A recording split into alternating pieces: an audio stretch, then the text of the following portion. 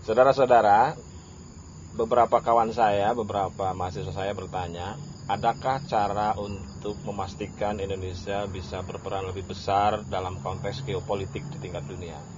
Ada, saya punya program 5. Tapi pada sore hari ini saya ingin bicara satu hal saja tentang rekonstitusi.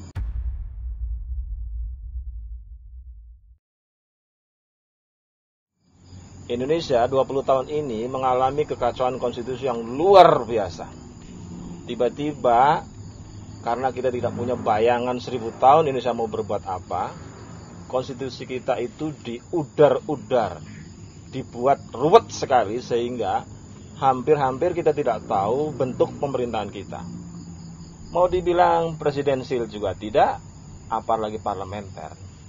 Karena itu, tiba-tiba, misalnya untuk yang terakhir, hak budgeting pun berpindah dari legislatif ke eksekutif.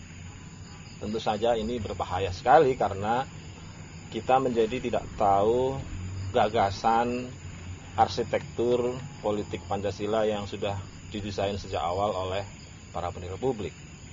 Karena itu, jika suatu saat alam raya dan Tuhan merestui saya untuk memimpin bangsa ini, tugas suci pertama adalah melakukan rekonstitusi. Apa itu rekonstitusi? Adalah usaha nalar sadar waktu, nalar sadar perasaan, nalar sadar akal untuk memastikan seluruh undang-undang kita termasuk konstitusi binded dengan Pancasila. Binded dengan Pancasila itu artinya seluruh kebijakan publik yang merujuk pada undang-undang yang kita buat adalah memiliki landasan filosofis kebertuhanan, filosofis kebermanusiaan, filosofis kebersatuan, filosofis kebergotong royongan, dan filosofis keadilan.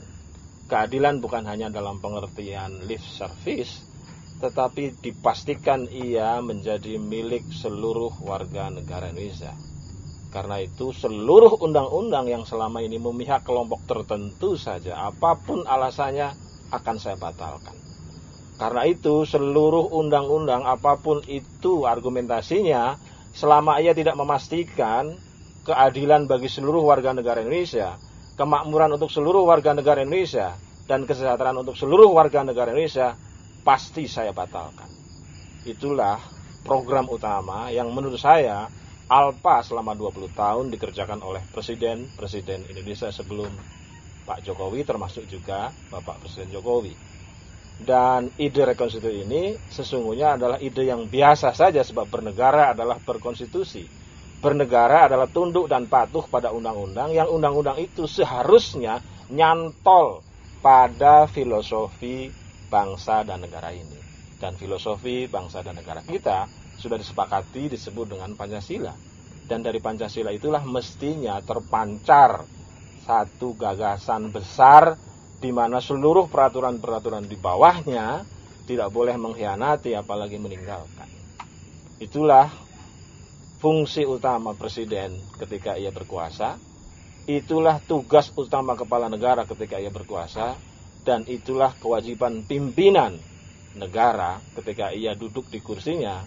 Karena rekonstitusi adalah cara kita merealisasikan cita-cita bangsa dan negara ini, sekaligus merealisasikan gagasan, pikiran, ucapan, dan tindakan para pendiri Republik.